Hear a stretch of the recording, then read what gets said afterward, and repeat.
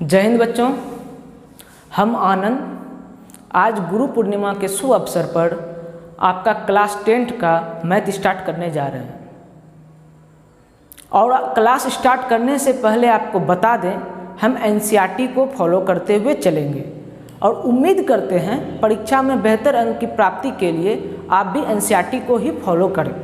हाँ, वो बात अलग है, अगर किसी बच्चे को ज़्यादा तरह तरह के सवाल बनाने का शौक़ है तो वह रेफरेंस बुक का इस्तेमाल कर सकते हैं, लेकिन मेरी सलाह यह रहेगी कि पहले आप एनसीईआरटी को कंप्लीट तौर पर बना लें, फिर उसके बाद आप रेफरेंस बुक का इस्तेमाल कर सकते हैं। मैथ चूँकि आपका आज स्टार्ट दिन है तो आपको हम बता दें, आप सबसे पहला काम यह करें कि कम से कम 300 से 400 पेज वाली एक मैथ की कॉपी बना लें। और कॉपी जो होनी चाहिए वह पर्सनल मैथ के लिए ही हो। उसमें ऐसा नहीं कि उसमें आप इंग्लिश भी ढुका दिए, सोशल साइंस भी ढुका दिए, साइंस भी ढुका दिए और मैथ भी चल रहा है। ऐसे आपको कुछ समझ में नहीं आएगा बाद में कॉपी पढ़ने के बाद। और जो बच्चे मोटी वाली कॉपी अफोर्ड नहीं कर सकते हैं उसको बता देते हैं, कोई दिक्कत की बात नहीं है, आप पतली कॉपी ही रखिए। बस इतना सा जरा सा ध्यान रखिएगा कि कॉपी ख़त्म होने के बाद उसको थोड़ा संभाल के रखना है, वो बाद में आपको क्योंकि काम देगा। तो एनसीईआरटी को देखिए तो हमारा पहला चैप्टर आप जैसा हेडिंग देख रहे होंगे रियल नंबर है, वास्तविक संख्या। क्या है वास्तविक संख्या? वास्तविक संख्या को समझने से पहले आप नंबर को समझ लें तो बेहतर होगा।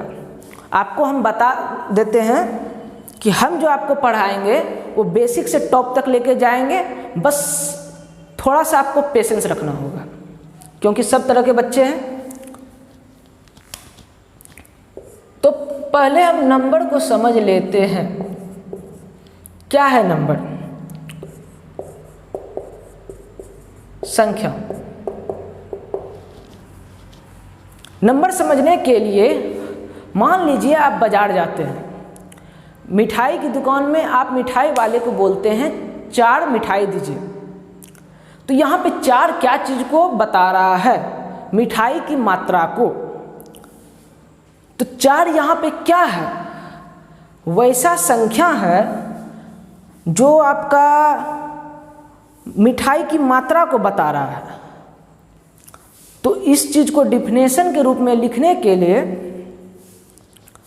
आप लिखिए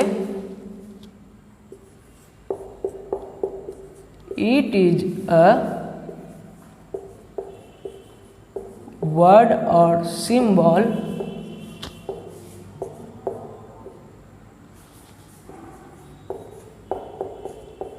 which indicates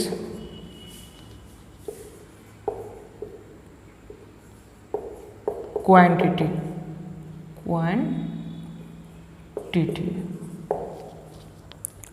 अब आप सोच रहे होंगे वर्ड और सिंबल, देखते जाइएगा।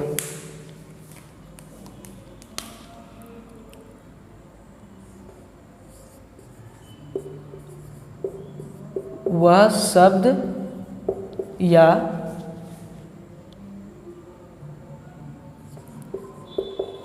संकेत जो मात्रा को दर्शाता है। हम डिफिनेशन में कुछ भी चीज़ को लिख रहे हैं तो उसके पीछे ज़रूर कुछ तर्क होगा, आप यह सोचकर चलिए।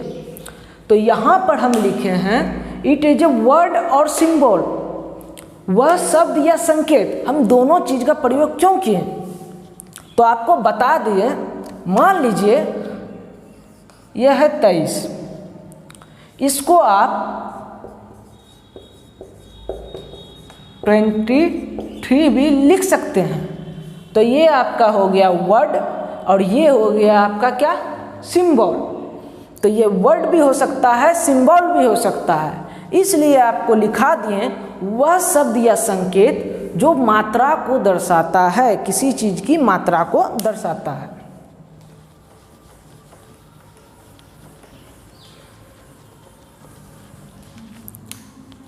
एग्जाम्पल हिंदी इंग्लिश दोनों मीडियम वाले लिख लें। जैसे 5, 24, कुछ भी लिख सकते हैं, √5, √3, 2.3 एटसेट्रा। संख्या आप समझ गए होंगे, ऐसा आशा करते हैं। इसके बाद आप देखिए नंबर जो है हमारा वो आगे चलकर 2 पार्ट में डिवाइड हो जाता है। पहला है वास्तविक संख्या, दूसरा है काल्पनिक संख्या, रियल नंबर और इमेजिनरी नंबर। तो दोनों क्या है एक एक कर देखते हैं। तो सबसे पहले हम वास्तविक संख्या को लेते हैं। रियल नंबर,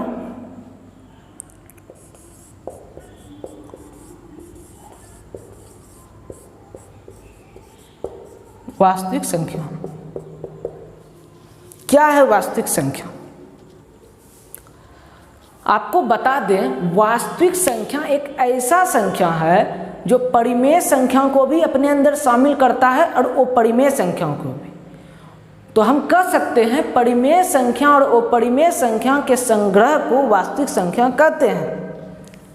तो इसको आप डिफिनेशन के रूप में लिख लें।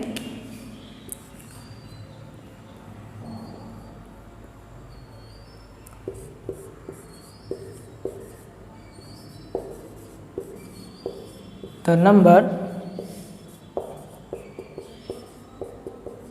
which include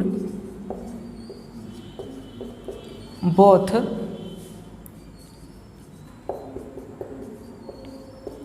rational and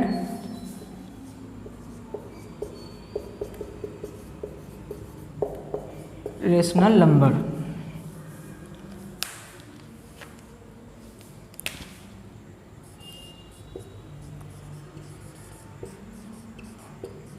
वैसी संख्या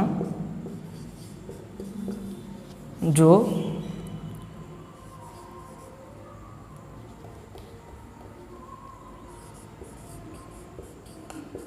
परिमेय और अपरिमेय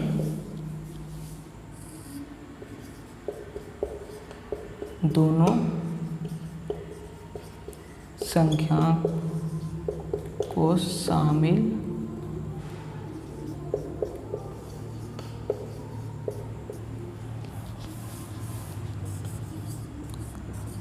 करती हो।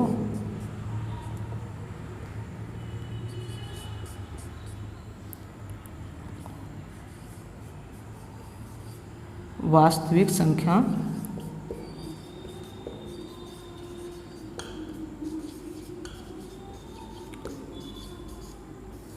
कहलाती है। दिख रहा?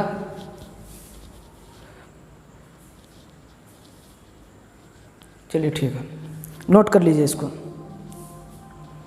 एग्जाम्पल भी ले लीजिए इसका। 1, 5, √2, 5.4, कुछ भी ले लीजिए, 3/4 एटसेट्रा। हिंदी इंग्लिश दोनों मीडियम वाले नोट करेंगे, एग्जाम्पल को मिटा रहे हैं।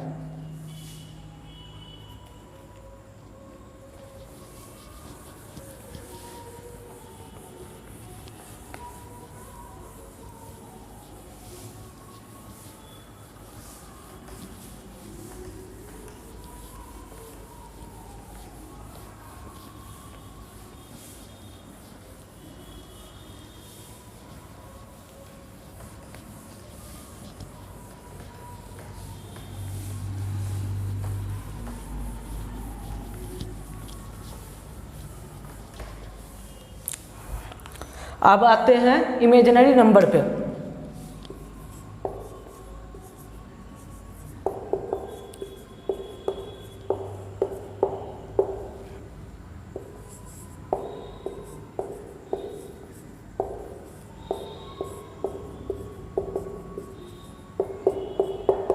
लिखिएगा,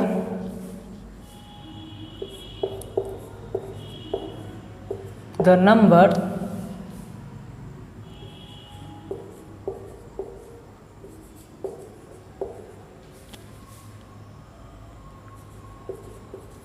when squared gives negative value.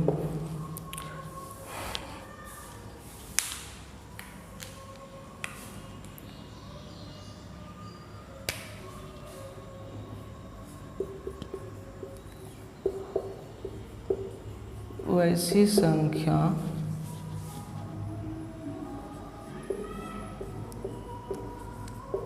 जिसका वर्ग करने पर ऋणात्मक मान प्राप्त हो, काल्पनिक संख्या कहते हैं।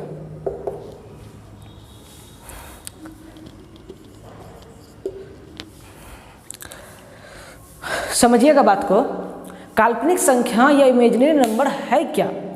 यह एक ऐसा संख्या है जिसको अगर आप स्क्वायर कर दें तो ऋणात्मक मान प्राप्त होगा। आप हमेशा जानते होंगे किसी भी संख्या को स्क्वायर करने पे हमेशा हमको पॉजिटिव वैल्यू प्राप्त होता है, लेकिन काल्पनिक संख्या एक ऐसी संख्या है जिसका स्क्वायर करने पे आपको ऋणात्मक मान प्राप्त होगा। देखिएगा कैसे, पहले आप एग्जाम्पल लिख लीजिए, -√2, -√5, -√23 एट्सेट्रा।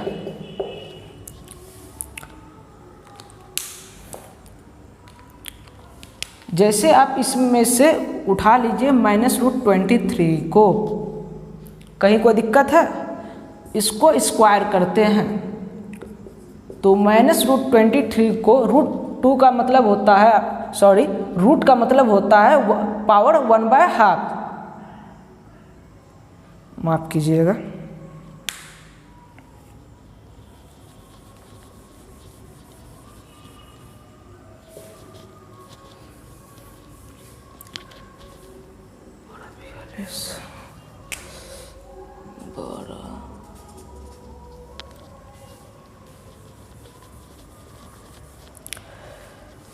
तो एग्जाम्पल लेते हैं -√23, ठीक, इसका स्क्वायर करते हैं।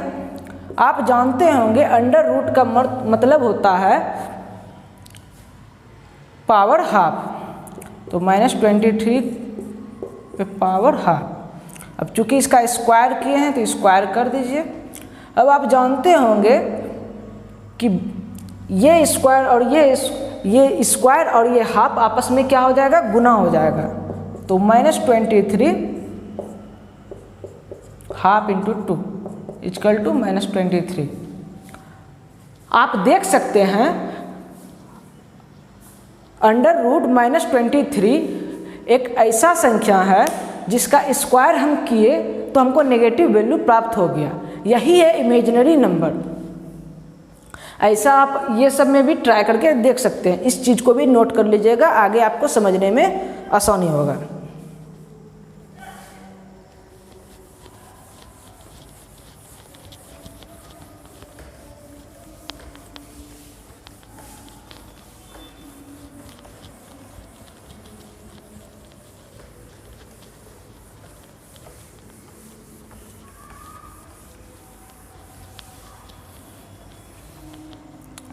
अब हमारी बातों को जरा समझिएगा। आपका काल्पनिक संख्या हो गया, वास्तविक संख्या जो है आगे चलकर दो भागों में बट जाता है। एक है परिमेय संख्या, दूसरा है अपरिमेय संख्या। तो चलिए परिमेय संख्या को पहले लेते हैं।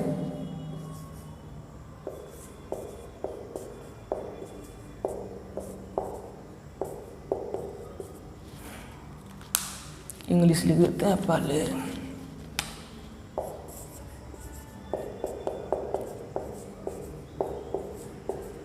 रेशनल नंबर क्या है? रेशनल नंबर आपको बता दें, रेशनल शब्द की उत्पत्ति रेशियो शब्द से हुई है। जैसा कि आपको नाम देख रहे होंगे, यहाँ पे रेशियो सब छिपा हुआ है। क्या होता है रेशियो का अर्थ? अनुपात। तो हो न हो यह नंबर कुछ अनुपात के रूप में दर्शाया जाता होगा। तो इसका पहले हम डिफिनेशन आपको लिखा देते हैं, फिर आपको इसको समझाते हैं।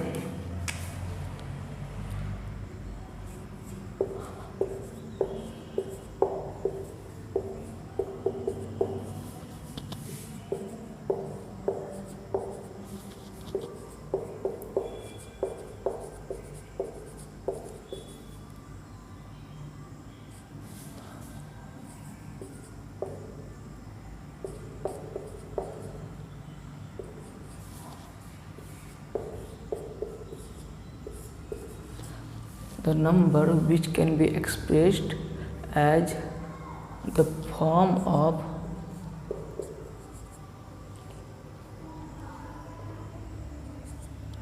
P by Q is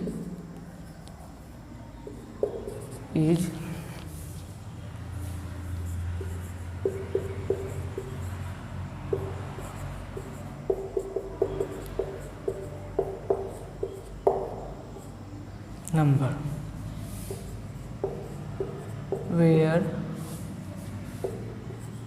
Q does not equal to 0 and 0 P and Q are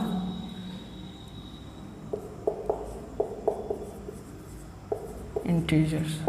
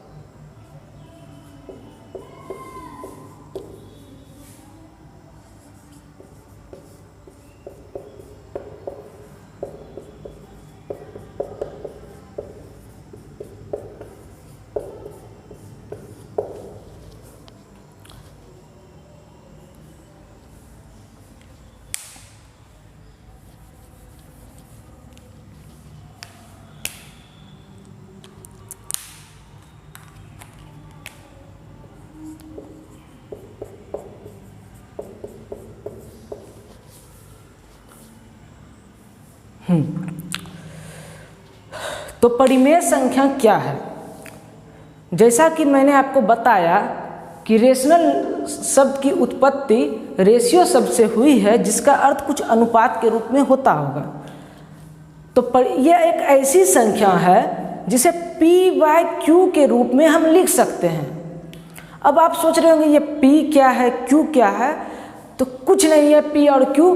P और Q सिर्फ पूर्णांक है जो लिखने का P और Q लिखकर हम पूरे संख्या को समझिए P और Q के रूप में समेट दिए हैं कि कोई भी नंबर हो वो P के रूप में हो, Q के रूप में हो। जैसे आप समझ जाइए, यह सिर्फ फॉर्म को दर्शा रहा है कि इस अनुपात में होना चाहिए। यह सिर्फ अनुपात को दर्शा रहा है। जैसे है 2/3, तो यहाँ इसका P 2 है और इसका Q 3 है। P बाय Q सिर्फ अनुपात को दर्शा रहा है। P का मतलब कुछ होता नहीं है फिलहाल, तो यह सिर्फ अनुपात को दर्शाता है। और एक शर्त इसमें साथ में जुड़ा हुआ है, जहां q does not equal to 0 होना चाहिए। अब आप सोच रहे होंगे q does not equal to 0 क्यों? तो इस चीज को मैं बताता हूं। जैसे समझिए 2/0 है, आप जानते होंगे किसी भी संख्या को 0 से भाग दे देने के बाद वह अपरिभाषित हो जाता है। इस कारण से कोई भी संख्या p/q के रूप का तो हो, अनुपात के रूप का तो हो, लेकिन q 0 नहीं होना चाहिए। और एक बात इसमें आप और नोट करिएगा, p और q पूर्णांक है, तो कोई भी परिमेय संख्या जैसे 2/3 है, यहाँ इसका p को देखिए, ये एक पूर्णांक है 2, आप भी जानते होंगे, और 3 ये भी एक पूर्णांक है, आप ये भी जानते हैं। पूर्णांक होना चाहिए। हम ऐसा क्यों कर रहे हैं ये आपको आगे एग्जाम्पल देकर अच्छी तरह से समझा देते हैं।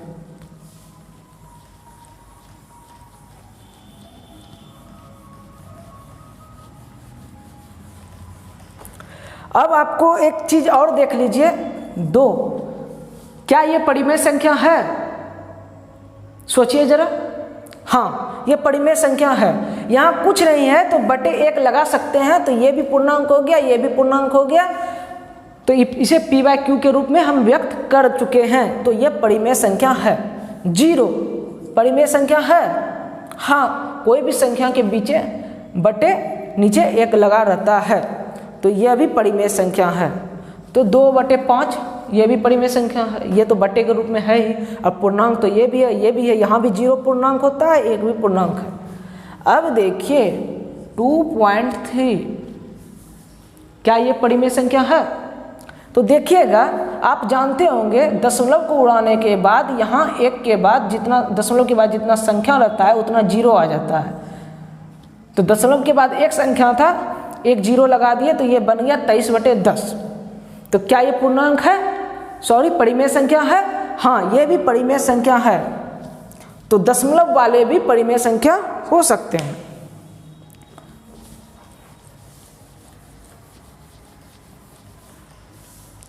एग्जाम्पल लिख लीजिए, 2.3 2/1, या इसको 2 ही रहने दीजिए, 5/2 एटसेट्रा। इस चीज को नोट कर लीजिए।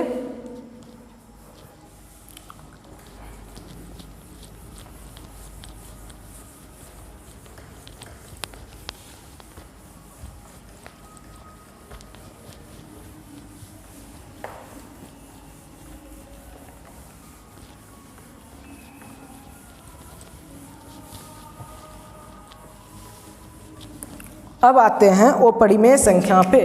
क्या है अपरिमेय संख्या?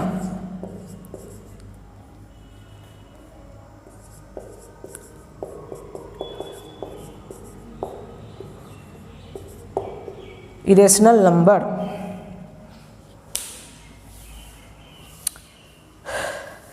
एक बात आपको बता दें, परिमेय का जस्ट विपरीत है अपरिमेय संख्या।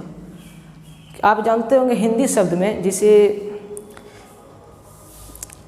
मर शब्द है, उसके आगे ओ लगा देते हैं। मर मतलब होता है मरने वाला, और ओ आगे में लगा देते हैं तो हो जाता है अमर, जो कभी ना मरे। तो उसी प्रकार परिमेय शब्द है हिंदी में, उसके आगे अगर ओ लगा दे तो वह बन जाता है क्या? अपरिमेय संख्या। तो यह चीज़ हम आपको इसलिए बताएं क्योंकि आपको डिफिनेशन थोड़ा सा ध्यान में रखने में आसानी होगा। देखिए, irrational number, the number which cannot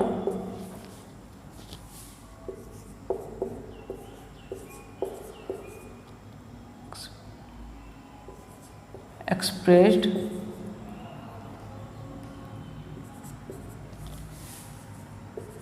as the form of p/q। वैसी संख्या जिसे p/q के रूप में नहीं लिख सकें उसे ही अपरिमेय संख्या कहते हैं। और जिसको लिख सकते हैं वह परिमेय संख्या है। बस इतना सा तो, जिसको लिख सकते हैं वह परिमेय और जिसे नहीं लिख सकें वह अपरिमेय। और जहाँ पी एंड क्यू इंटीजर है और q does not equal to 0 है, वो सब आप पिछले ही बात में समझ चुके हैं परिमेय संख्या में। क्योंकि इसको हम लिख ही नहीं सकते हैं तो वह सब फालतू का लिखने का कोई ज़रूरत नहीं है। हिंदी में लिख लीजिए।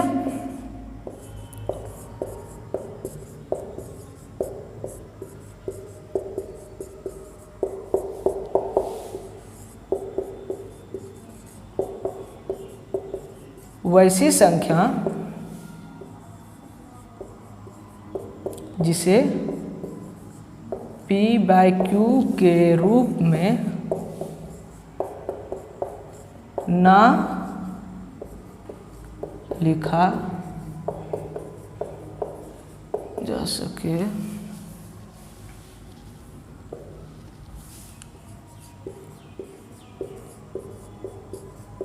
वो परिमेय संख्या कहलाता है।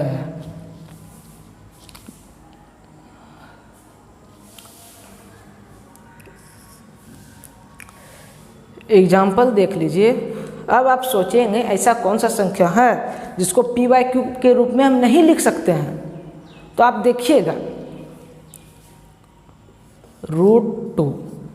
आप बोलेंगे सर ये √2 तो है, ठीक है, इसके भी नीचे हम अपने मन से /1 लगा सकते हैं तो कोई दिक्कत नहीं होगी। ठीक है, आपकी बात सही है। लेकिन यहाँ पे आप परिमेय संख्या का जो आपको लिखाए हैं, कॉपी में नोट किए हैं, उसका कंडीशन को देखिए। Where q does not equal to 0। क्या यहाँ का q 0 के बराबर नहीं है? हाँ, 0 के बराबर नहीं है। ठीक है, इस बात पे ये ठीक है, परिमेय संख्या की ओर बढ़ रहा है। अब दूसरा चीज़ देखिए, where p and q are integer. तो क्या p और q इंटीजर है? q तो यहाँ पे इंटीजर है, एक पूर्णांक होता है, कोई दिक्कत नहीं है।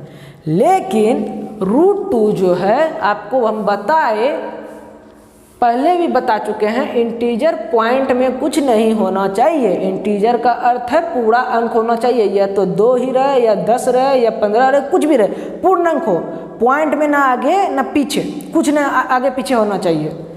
तो आपको हम जानकारी के लिए बता दें, √2 का जब आप वैल्यू निकालिएगा तो 1.14 समथिंग समथिंग कुछ ये आता है। तो चूंकि ये 1.14 कुछ आ रहा है तो ये पूर्णांक नहीं है, इसलिए हम कह सकते हैं √2 एक अपरिमेय संख्या है, क्योंकि इसे हम p/q के रूप में एक्सप्रेस नहीं कर पाए। तो उसी तरह आप और एग्जांपल ले लीजिए, √23, √4। अब आप बताइए ये परिमेय संख्या है या नहीं, सोचिए जरा। तो आपको बता दें √4 का वैल्यू होता है 2। और 2 चूँकि परिमेय संख्या है, इसके बट्टे में 1 लगा सकते हैं, इसलिए √4 भी एक परिमेय संख्या है। एग्जाम में ऑब्जेक्टिव बनाते समय आप हड़बड़ में ये नहीं देख लीजिएगा रूट लगा है वो परिमेय संख्या, ऐसा नहीं करना है। देख लीजिए कहीं उसका वर्गमूल तो नहीं निकल रहा है, अगर वर्गमूल निकलता होगा तो वो परिमेय संख्या है। तो इस बात को नोट करिएगा, ये परिमेय संख्या नहीं है, परिमेय संख्या है। इस चीज़ को मिटा लेते हैं। अब आप परिमेय और अपरिमेय का कॉन्सेप्ट अच्छी तरह से समझ गए होंगे, हम आशा करते हैं। जिसे p/q के रूप में लिख सकते हैं वह परिमेय संख्या है, जहां q does not equal to 0 होना चाहिए, प्लस p और q आपका इंटीजर होना चाहिए। और जिसको p/q के फॉर्म में नहीं लिख सके उसको कहेंगे अपरिमेय संख्या। यहाँ तक कोई दिक्कत नहीं है। चलिए अब आपको कुछ रोचक बातें बताते हैं। चूँकि परिमेय और परिमेय संख्या का टॉपिक आपको चलाए हैं तो कुछ बातें आप जान लीजिए जो आपको एग्जाम में मदद दे सकता है। पाई क्या होता है? ये पाई आपको बता दें पाई जो है किसी सर्कल का सरकमफेरेंस और डायमीटर का रेशियो होता है। तो इसे कहेंगे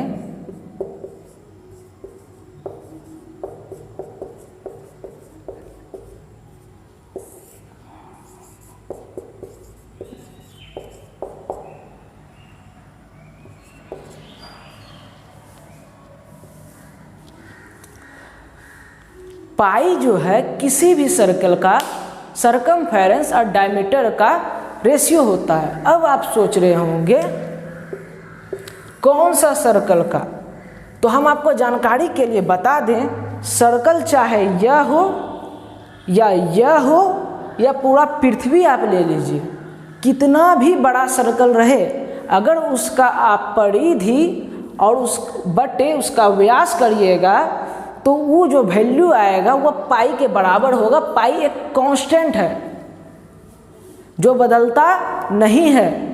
आप कोई भी वृत्त ले लीजिए, अगर वह सटीक रूप में वृत्त है तो उसका परिधि और व्यास का आप अनुपात निकालिएगा, वह हमेशा ही पाई के बराबर आएगा।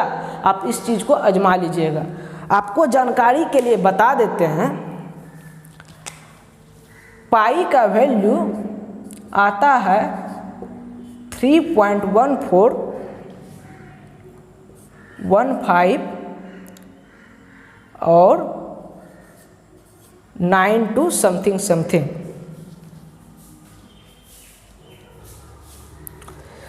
अब आप यहाँ पे देखिए, अब समथिंग हम क्या दे दिए, इस चीज़ को जरा सा समझ लीजिए। वास्तव में पाई का दशमलव मान आज तक कोई निकाल ही नहीं पाया है। अब आप यह सोच रहे होंगे यह कैसे संभव हो सकता है, तो आपको बता दें श्री रामानुजन साहब जो हमारे भारत के महान गणितज्ञ थे, उन्होंने पाई की वैल्यू को निकालने की कोशिश की। तो उन्होंने अपने मेहनत के बल पर लगभग 1 लाख बार भाग देते रहे और पाई का वैल्यू निकालते रहे, वो भी वृत्त का परिधि और व्यास का अनुपात को भाग देते हुए।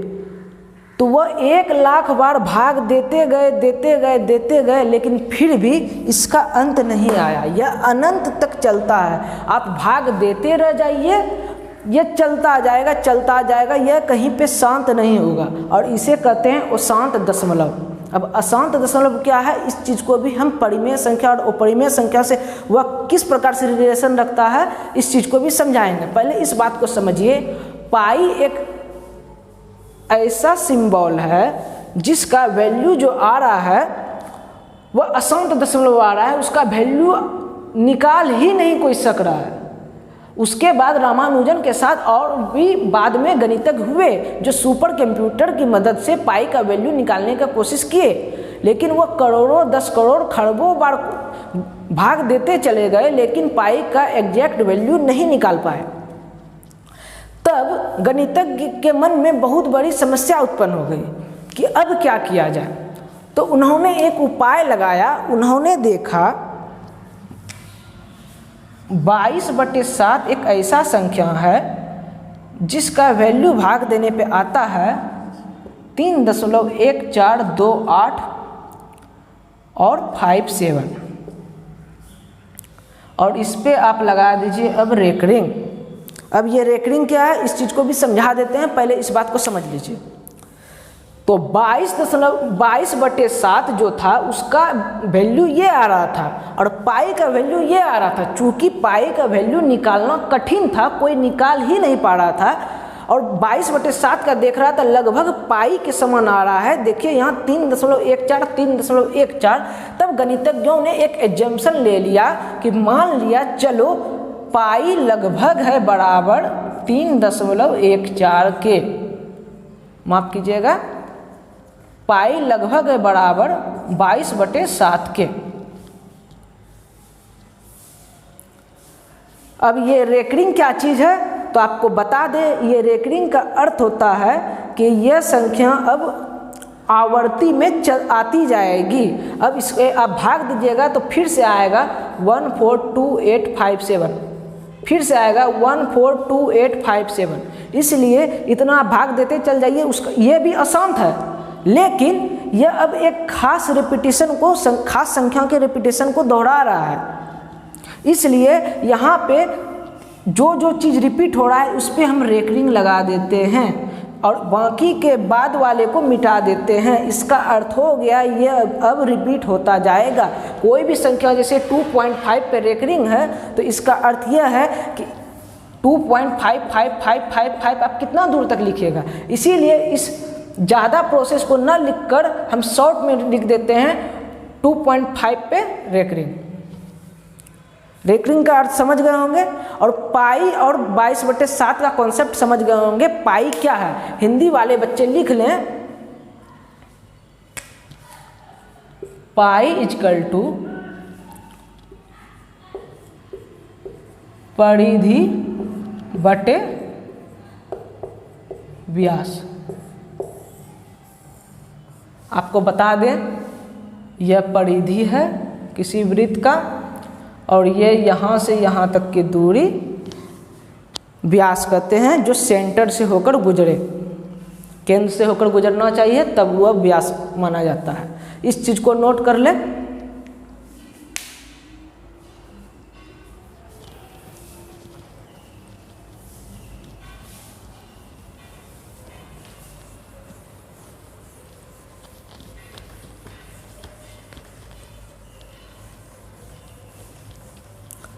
अब आप सोच रहे होंगे चैप्टर का नाम है वास्तविक संख्या, लेकिन हम आपको पाई पर क्यों लेकर उलझा दिए। तो आपको बता दें ये यूक्लिड भाग लेमा के बाद आपका परिमेय अपरिमेय संख्या पे भी कुछ हिसाब देखने को मिलेगा।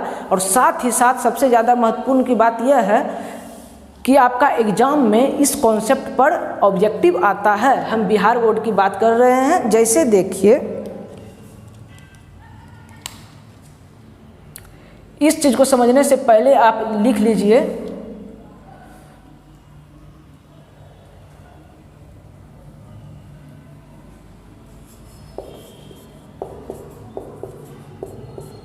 परिमेय संख्या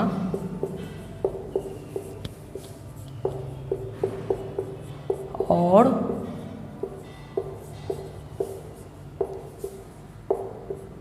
अपरिमेय संख्या का दशमलव रूप। इसको हेडिंग देके लिखेंगे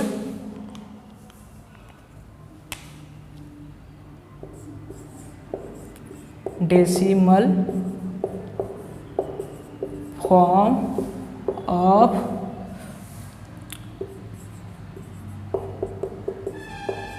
रेशनल एंड इरेशनल नंबर। देखिएगा, बात को समझिएगा।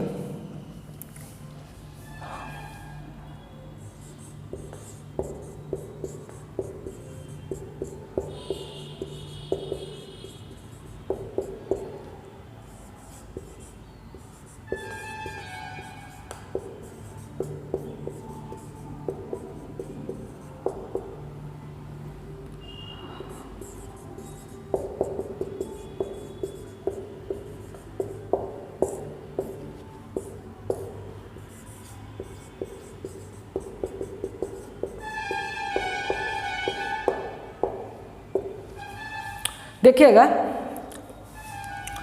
आपको एक बात बता दें, दशमलव का कुछ रूप को जान लेते हैं पहले।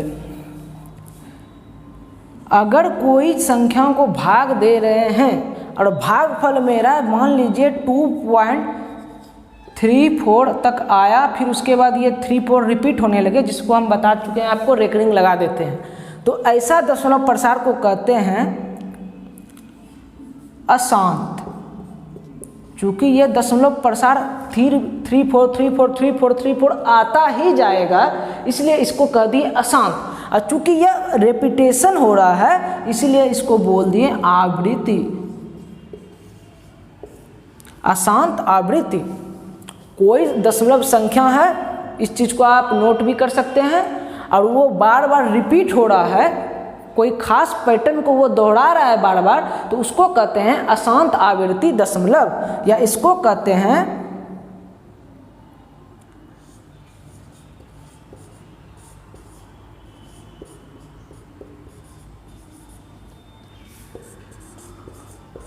नॉन टर्मिनेटिंग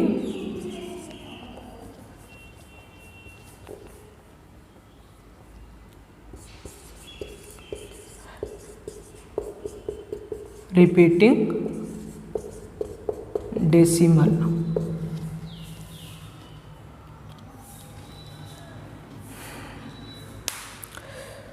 अब दूसरा आप देख लीजिए, इस चीज़ को हम घेर देते हैं। अब जैसे है 2.42, बस इसके आगे ये ख़त्म हो गया, इतने सा दशमलव था, तो इसको कहते हैं शांत दशमलव। कुछ बच्चे इसको जानते भी होंगे, इसे कहेंगे टर्मिनेटिंग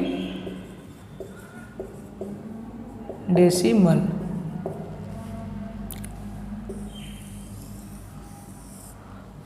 अब एक तीसरा है आपका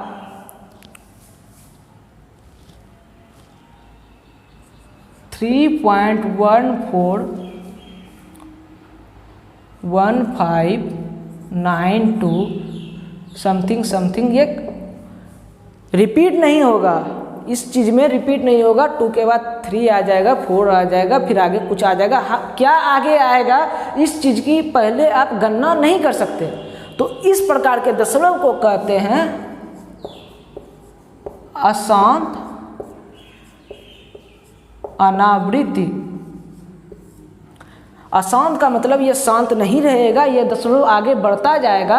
और अनावृत्ति का मतलब हो गया कि यह आवृत्ति भी नहीं दिखाएगा, यह रिपीट भी नहीं होगा, यह अगला क्या आएगा नंबर, यह चीज़ की आप गणना नहीं कर सकते। 2 के बाद 5 आ सकता है, 8 आ सकता है, कुछ भी आगे चलता जाएगा, ना कोई सीक्वेंस आपको दिखेगा कि नंबर। जैसे इस चीज़ में देख लीजिए 3 4 3 4 3 4 एक सीक्वेंस में आता जा रहा है, इसमें वह चीज़ आपको देखने को नहीं मिलेगा। अगला क्या नंबर होगा यह कोई नहीं बता सकता, यह भाग देने के बाद ही आपको पता चलेगा। आप देते जाइए, इसका अंत ही नहीं आएगा। और इसको इंग्लिश में कहते हैं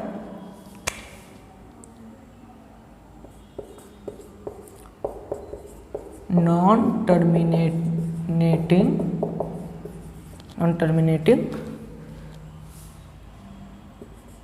नॉन रिपीटिंग डेसिमल।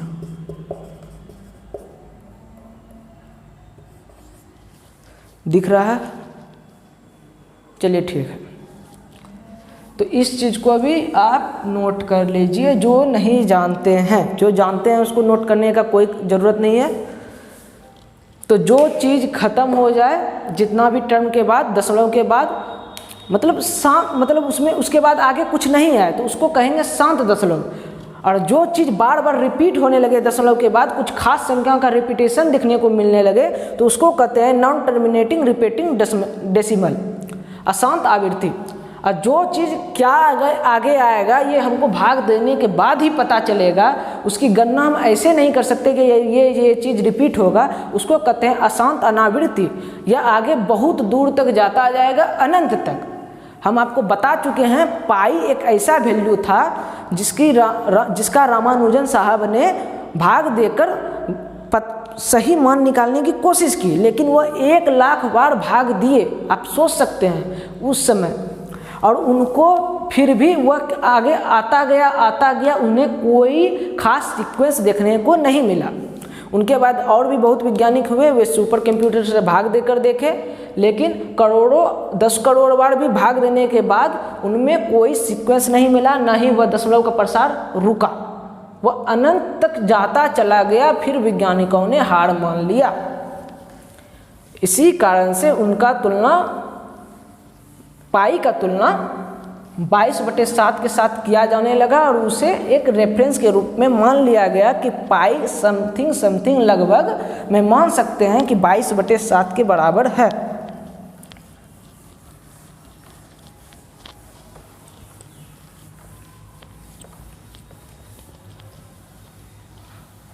माफ कीजिएगा, ये भी मिट गया।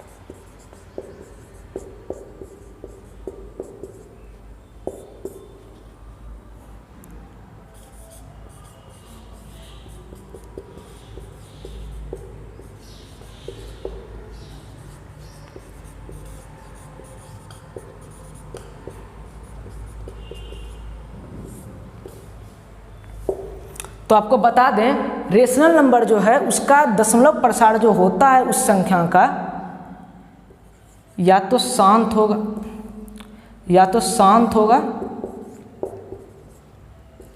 या अशांत आवृत्ति होगा। इस चीज को VVI है, नोट कर लीजिएगा।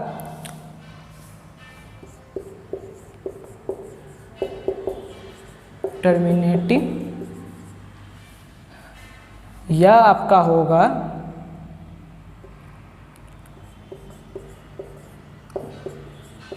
Non terminating repeating.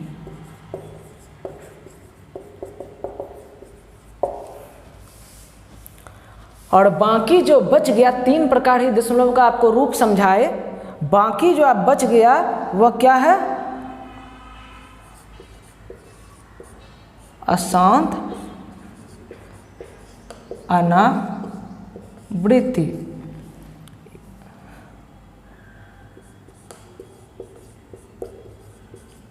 Non terminating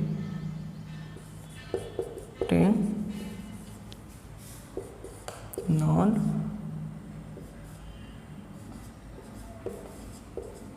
repeating. तो ये 2 ही प्रकार का आप दशमलव 2 प्रकार से आपको समझा दिए। पहला, रेशनल नंबर को कैसे पहचानेंगे, PYQ के रूप में देखकर। अगर दशमलव के रूप में दे दे तो हम दशमलव प्रसार भी आपको समझा दिए। अगर कोई दशमलव आप देख रहे हैं, दशमलव वाली संख्या, और वह शांत हो तो बस सीधा आंख बंद करके आप मार लीजिए वह रेशनल नंबर है। अगर वह अशांत आवृत्ति हो, वह कोई चीज़ रेकरिंग आप देख रहे हैं, जैसे 2.42 आपको बताया इस पे रेकरिंग है, या 2.4 पे ही यहाँ पे 4 पे रेकरिंग है, तब इसका मतलब भी ये 4 रिपीट होता जाएगा। तो ये भी आपका अशांत आवृत्ति में आया, यानी ये रेशनल नंबर है। बाकी जितनी संख्या है जिसका भाग देने पर आगे क्या आएगा, इसका आपको भाग देने के बाद ही पता चलेगा, और ऐसे आप गणना नहीं कर सकते, और वो अनंत तक जाएगा। आप भाग देते रहिए और अगला नंबर बदलता जाएगा, वैसा संख्या आएगा तो उसी को कहते हैं अपरिमेय संख्या, इरेशनल नंबर। अब एग्जाम्पल यहाँ पे दे दीजिए जो आपको अभी तुरंत बताए। रेशनल नंबर में आप दीजिए 22/7 और इरेशनल नंबर में आप दीजिए एग्जाम्पल, ये एग्जाम्पल है पाई। अगर आप चाहते हैं तो इसका वैल्यू भी लिख दीजिए 3.142857 और इसका जो वैल्यू है 3.1415 और 92, इस पे रेकरिंग। यह दोनों अलग अलग संख्या है, लेकिन चूंकि गणितज्ञों को थोड़ी सी परेशानी हो रही थी पाई का वैल्यू निकालने में, इसलिए उन्होंने ऐसा एज्यूम कर लिया कि पाई लगभग 22/7 के बराबर है। अब आप इस चीज़ को देखिएगा, ऑब्जेक्टिव में बिहार बोर्ड में यह चीज़ दे देता है कि पाई एक है, ए नंबर परिमेय संख्या, बी नंबर अपरिमेय संख्या, सी नंबर दोनों, डी नंबर इनमें से कोई नहीं। तो इनमें तो बच्चे मार देंगे, ठीक है वो परिमेय संख्या है, लेकिन जैसे ही बिहार बोर्ड क्वेश्चन घुमा के देता है कि 22/7 संख्या है, सब बच्चे सोचते हैं पाई का वैल्यू होता है 22/7। हम उसमें आप क्षेत्रफल वृत्त वाले क्षेत्रफल में भी पढ़े होंगे, पाई का वैल्यू 22/7 रख देते हैं, तो वो सहूलियत के लिए रखते हैं और कोई बात नहीं है। तो जैसे ही 22/7 देता है ऑब्जेक्टिव में, बच्चा झट से मार देते हैं अपरिमेय संख्या पे।